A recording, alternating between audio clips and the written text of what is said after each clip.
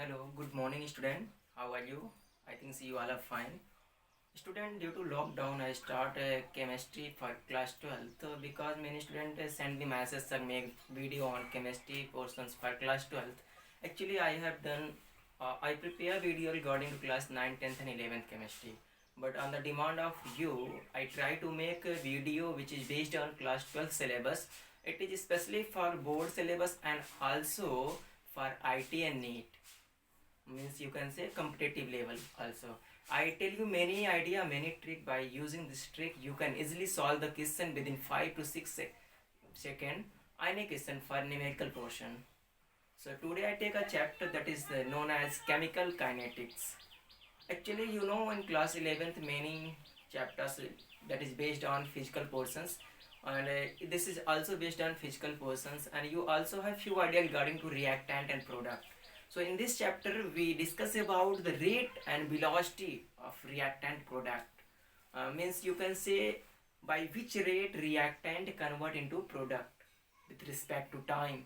Means what happen of concentration of reactant with respect to time, what happen concentration of product with respect to times. तो आइए हम आपको दिखाते हैं। यहाँ पर मैंने एक छोटा सा इंट्रोडक्शन लिखा है। एक्चुअली केमिकल काइनेटिक क्या होती है?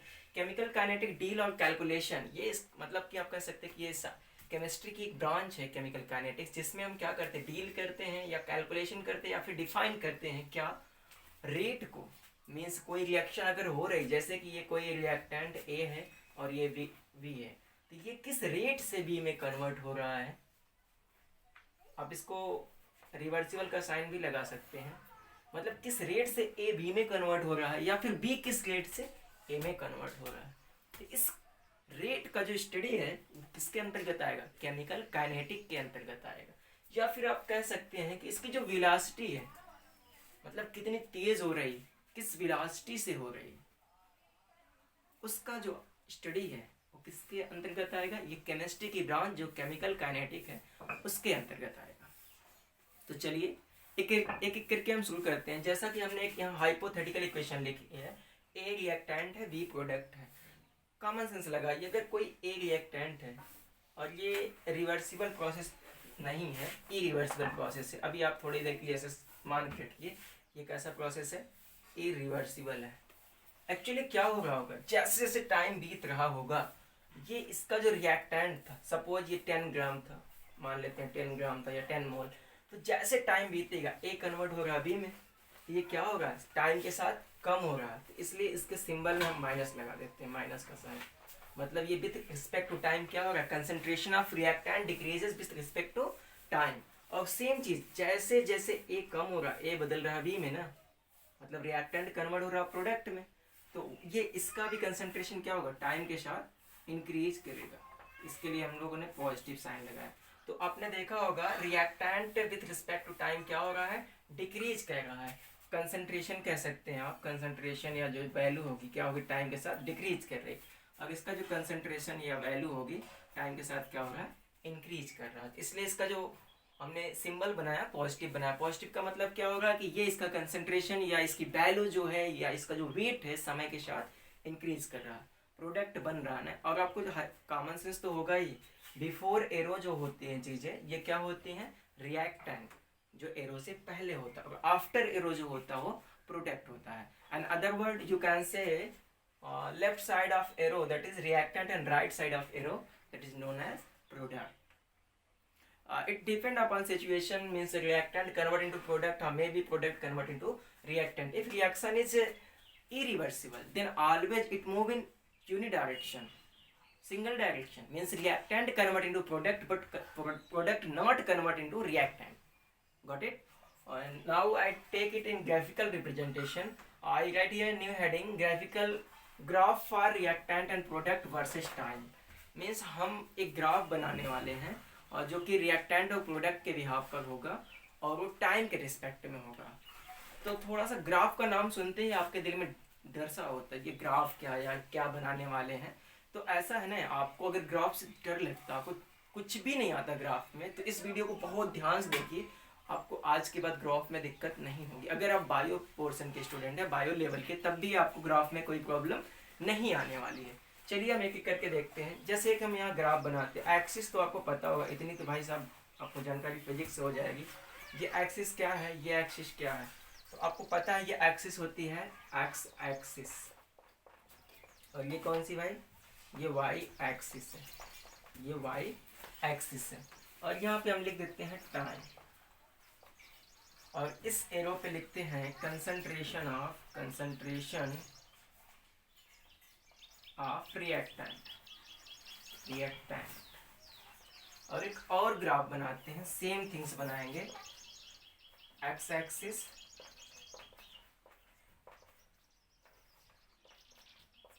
और यहाँ पर हो जाएगा वाई एक्सिस। चलिए भाई साहब, यहाँ पे हमने लिख दिया टाइम। अब जाहिर सी बात है कि ये किसके लिए होगा, ये सपोज ए के लिए है और ये बी के लिए है। अगर बी के लिए तो किसके लिए होगा, ये प्रोडक्ट के लिए, तो हम यहाँ पर लिख सकते हैं कंसंट्रेशन ऑफ प्रोडक्ट।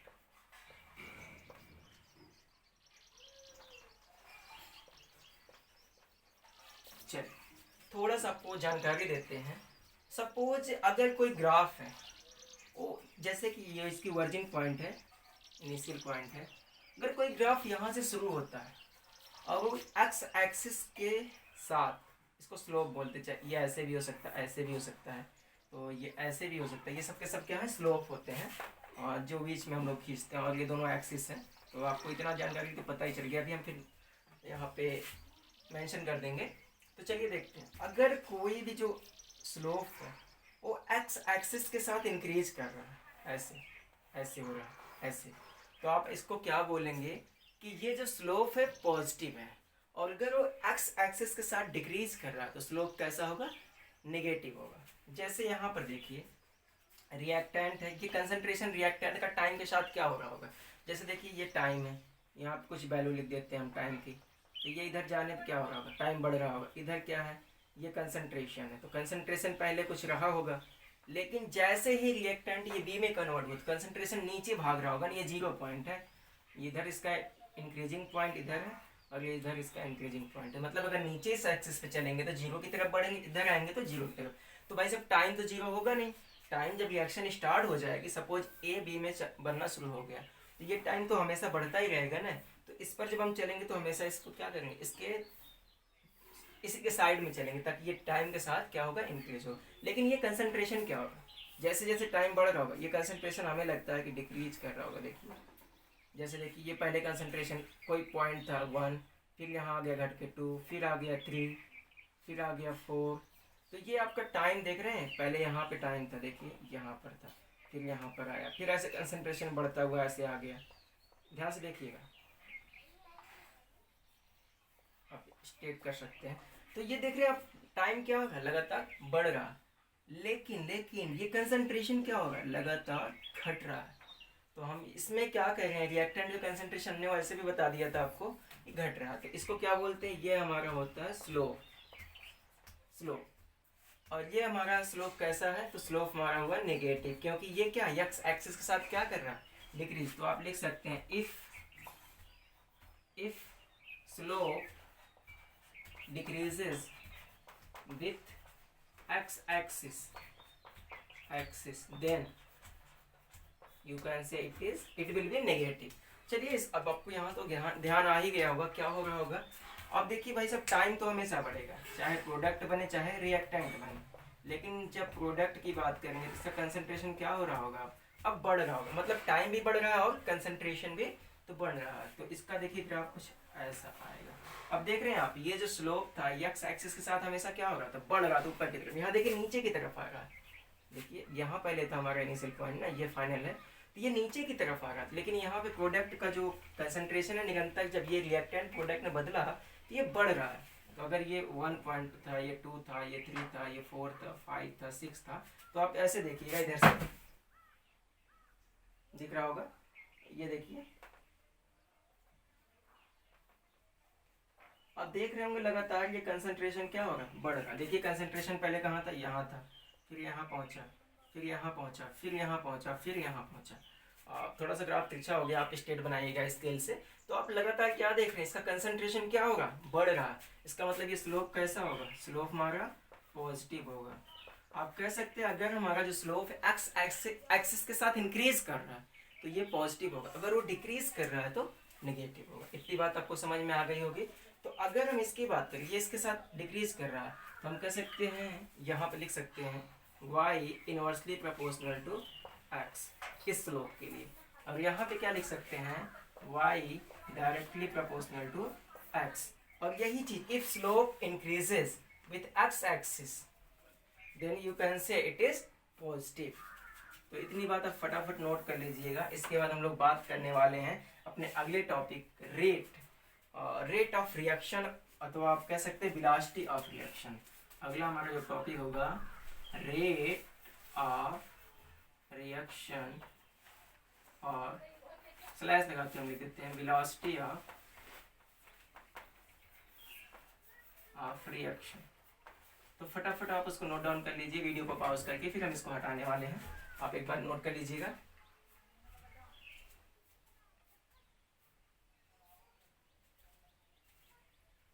चलिए हम इसको हटाते हैं।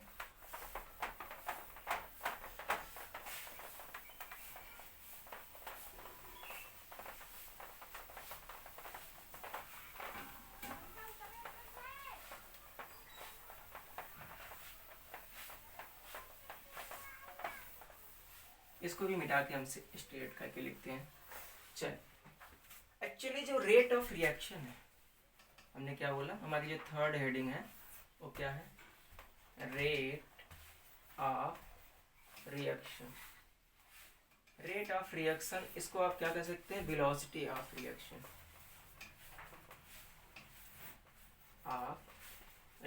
ने शॉर्ट फॉर्म में रिएक्शन लिख दिया। एक्चुअली ये क्या होता है, आप कह सकते हैं change in concentration with respect to time for product और रिएक्टेंट, या आप कह सकते हैं पर यूनिट टाइम। जैसे नहीं कहते रेट, वेलोसिटी के लिए रेट फाइंड करिए, डिस्प्लेसमेंट, जैसे इसका जब रेट फाइंड करते हैं ना, आप क्या करते हैं, उसको रिस्पेक्ट टाइम ले लेते हैं और पर यूनिट टाइम लेते हैं, मतलब समय के साथ उसमें कितना चेंज होगा। तो एक हम हाइपोथेटिकल इक्वेशन लेते हैं। अगर आप इसकी डिफिनेशन लिखना चाहें तो लिख सकते हैं, इट इज डिफाइंड एज, लिख देते हैं definition, it is defined as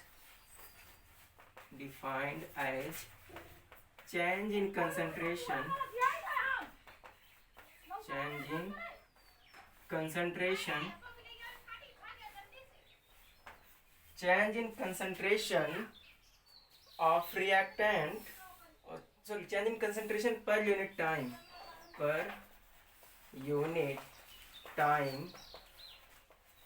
okay, of velocity of reactant, listen again, it is defined as change in concentration per unit time for reactant और प्रोडक्ट। मतलब जो ये हमारा रेट है, रेट ऑफ रिएक्शन, ये देखिए हम एक फॉर्मूला लिखते तो ज्यादा क्लियर हो जाएगा। Rate of reaction equal to change in concentration,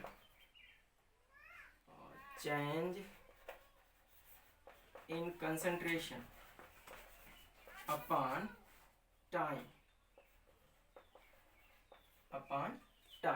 तो आप एक बार इसको देख लीजिए, फिर हम आपको आगे पढ़ाते हैं।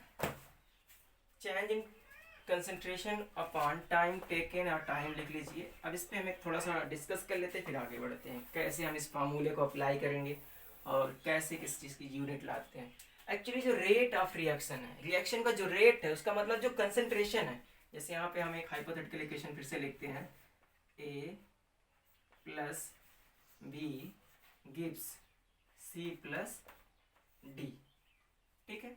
तो ये अगर इसका कोई कंसंट्रेशन, सपोज इसका पहले कंसंट्रेशन क्या, जब टाइम 0 था, रिएक्शन स्टार्ट नहीं हुआ था, मतलब ये A plus B C plus D में बदल नहीं रहा था।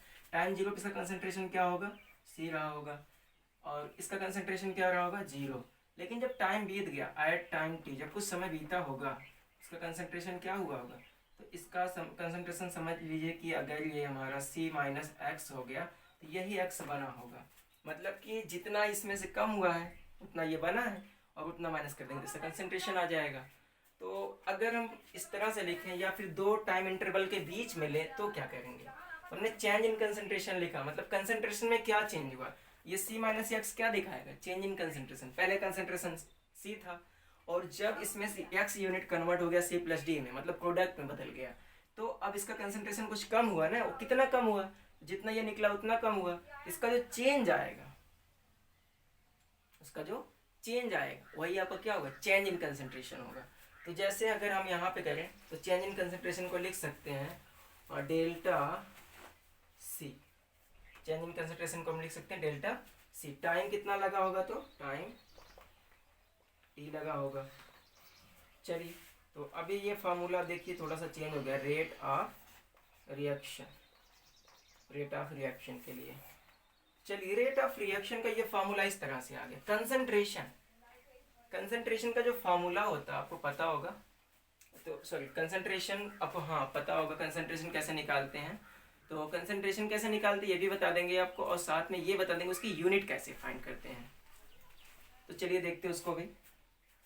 तो ये जो रेट ऑफ रिएक्शन है कंसंट्रेशन अपॉन टाइम है। तो हम एक यहाँ पे हाइपोथेटिकल इक्वेशन लेके चलते हैं साथ में, तो आपको ज़्यादा अच्छा लगेगा करने में। जैसे कि यही इक्वेशन ले लेते हैं, छोटा से लेते हैं, एक बार में ले लेते हैं। ए गिव्स बी, पहले इसका कंसंट्रेशन C था, इसका 0 था, इसका सपोज हो गया C1, और ये समझ लीजिए कि इसमें से इसका फाइनल कंसंट्रेशन हो गया C2। ठीक है, और चलिए देखते हैं।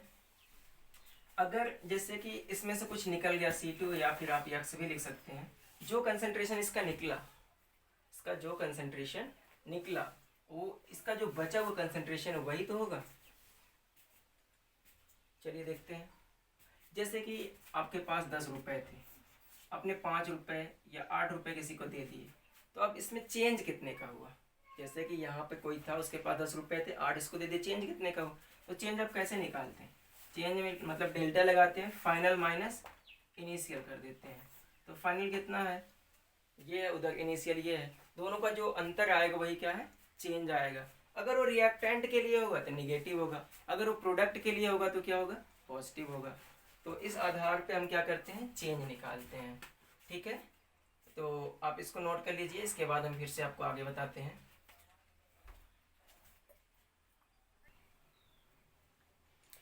तो अभी हम बात कर रहे थे रेट के बारे में। रेट क्या था आपका, रेट था change in concentration upon time. ये किसी के लिए भी हो सकता है, अगर रिएक्टेंट का किस रेट से वो प्रोडक्ट में बदल रहा है, या फिर अगर रिवर्सिबल प्रोसेस है तो प्रोडक्ट किस रेट से रिएक्टेंट में बदल रहा है। अब उसकी यूनिट के बारे में बात कर लेते हैं। एक्चुअली जो हमारा रेट ऑफ रिएक्शन होता है, हम इसको शॉर्ट फॉर्म में ROR लिखते हैं, वहाँ आपने देखा हमने लिख रखा है, rate of reaction equal to change in concentration, जो कंसंट्रेशन में चेंज हुआ था। इसको ऐसे भी हम लिख सकते हैं, चेंज इन कंसंट्रेशन को C final minus C initial, जो भी कंसंट्रेशन होगा। ठीक है, और अपॉन टाइम, जो टाइम लगा होगा, सपोज जो भी टाइम लगा हो।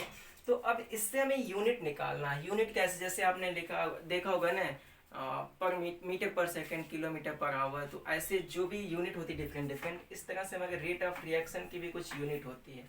उस यूनिट को हमें फाइंड करने के लिए क्या करना होगा, पहले तो हमें ये कंसंट्रेशन है, कंसंट्रेशन मतलब इसको हम लिखते हैं C से। चेंज इन कंसंट्रेशन हो या कंसंट्रेशन हो, बात एक ही होती है, C का जो फार्मूला होता है मोल अपान होता है वॉल्यूम। अगर इसको हम शॉर्ट फॉर्म में लिखें तो C इक्वल टू होता है N/V। और आपने मोल की यूनिट तो मोल को देखा ही होगा, मोल क्या होता है, मोल ही होता है। वॉल्यूम क्या होता है, इसकी यूनिट होती है लीटर, हम शॉर्ट फॉर्म में लिखते हैं लीटर, LT। तो अब इसका कंसंट्रेशन का यूनिट क्या आया, चेंज इन कंसंट्रेशन, अथवा आप लिख सकते हैं कंसंट्रेशन की यूनिट क्या आ गई, मोल पर लीटर, मोल पर लीटर लिख सकते हैं, या फिर मोल, इसको इस तरह से भी लिख सकते हैं आप, mole litre inverse, mole litre inverse.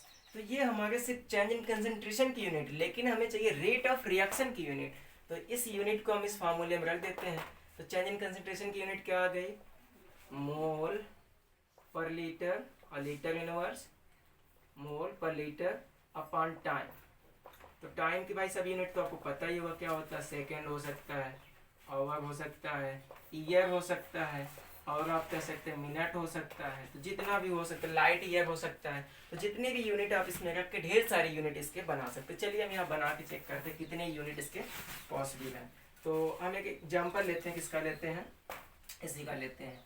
तो यूनिट जो हमारी होगी, unit for, not of, for rate of reaction. तो क्या होगा, चेंज इन कंसंट्रेशन मोल पर लीटर अपॉन सेकेंड। एक यूनिट तो ये हो गई भाई साहब। दूसरी, इसको अगर हम ऐसे लिखे तो क्या होगा, मोल लीटर इनवर्स, और इधर क्या होगा, सेकेंड इनवर्स हो जाए, एक यूनिट। अगर इस टाइम की यूनिट को सेकेंड की जगह कुछ और लिखे तो क्या होगा, मोल लीटर इनवर्स मिनट। चलिए मिनट इनवर्स हो गया। अगर इसी को हम फिर से बनाए, mole litre inverse and over हम इनवर्स कर दें, और बनाना चाहे तो mole litre inverse year inverse. तो इस तरह से आप सबकी यूनिट निकाल सकते हैं। और को हम लोग HR लिखते ज़्यादा अच्छा रहेगा।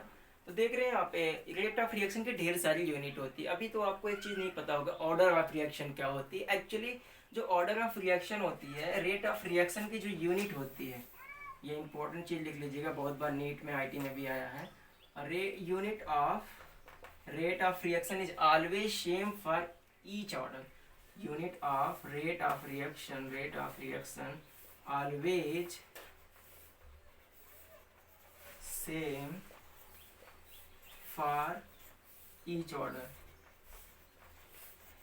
मतलब किसी भी ऑर्डर, अभी इसके बारे में आपको ज़्यादा नहीं पता, ये ऑर्डर ऑफ रिएक्शन क्या होती है, ऑर्डर ऑफ रिएक्शन के बारे में नहीं पता, छोड़ दीजिए। तो आप कह सकते हैं कि जो रेट ऑफ रिएक्शन की यूनिट है, वो किसी भी ऑर्डर के लिए क्या होती है, हमेशा सेम होती है, और ये कभी चेंज नहीं होती।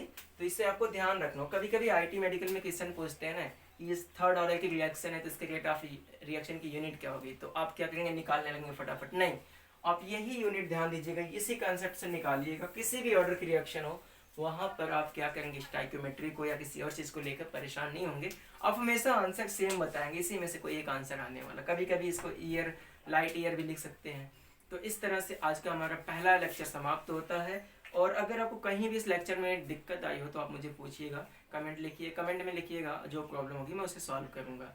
एक बार फटाफट मैं रेट ऑफ रिएक्शन को फिर से डिफाइन कर देता हूँ कि आप कह सकते हैं, rate of reaction is defined as change in concentration in reactant और प्रोडक्ट पर यूनिट टाइम। जो उसके चेंज कंसंट्रेशन में चेंज होगा समय के साथ, उसी को क्या बोलेंगे, रेट ऑफ रिएक्शन। तो इसका फार्मूला भी आपको ध्यान रखना होगा, इस पे क्वेश्चन भी आते हैं ढेर सारे। तो आज के लिए बस इतना ही। अभी आप क्वेश्चन प्रैक्टिस मत कीजिए, अगर करना होगा सिर्फ IT नीट के कीजिएगा, वो भी उसमें कीजिएगा जिसमें रेट ऑफ रिएक्शन की यूनिट पूछी गई होगी। अगर NCERT से भी करना है तो सिर्फ यूनिट पे ही क्वेश्चन कीजिएगा।